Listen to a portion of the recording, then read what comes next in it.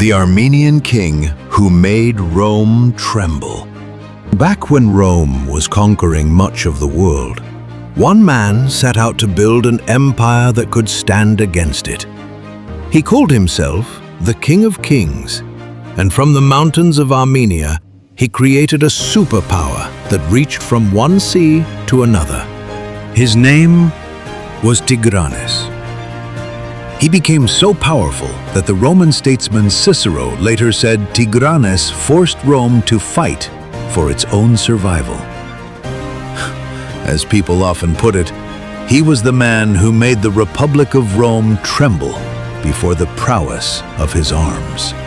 This is the story of how he built his empire and eventually faced the full force of Rome.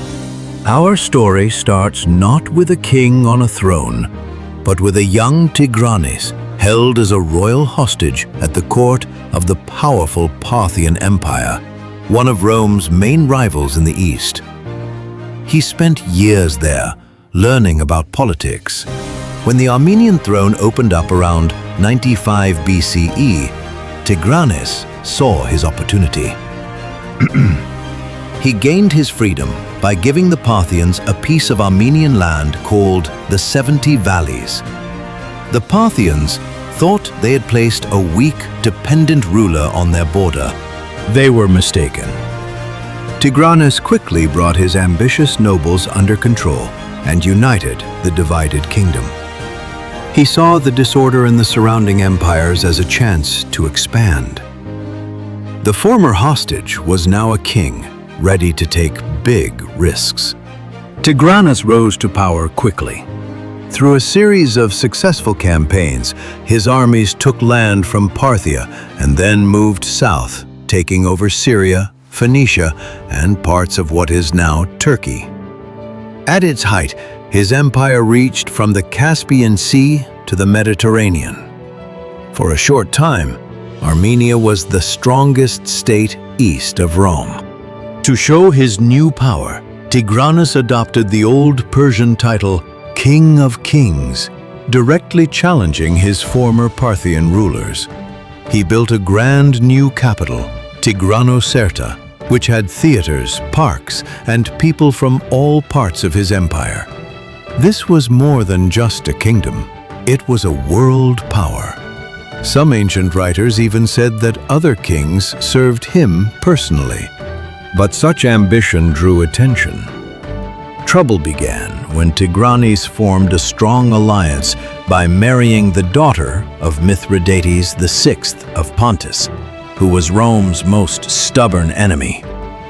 Their goal was to build a powerful group in the east to stop Rome's expansion. So when Rome finally defeated Mithridates, he fled straight to the court of his son-in-law, Tigranes. The Romans sent a messenger demanding that Tigranes hand over Mithridates.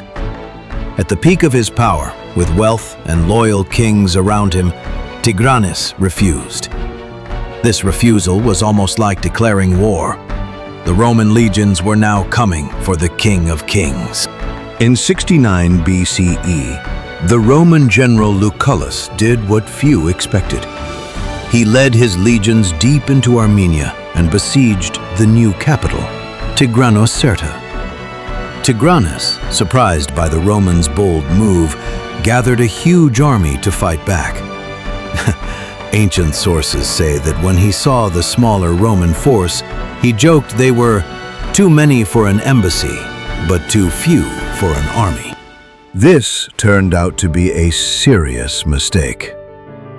At the Battle of Tigranocerta, Lucullus showed why Roman tactics were so effective.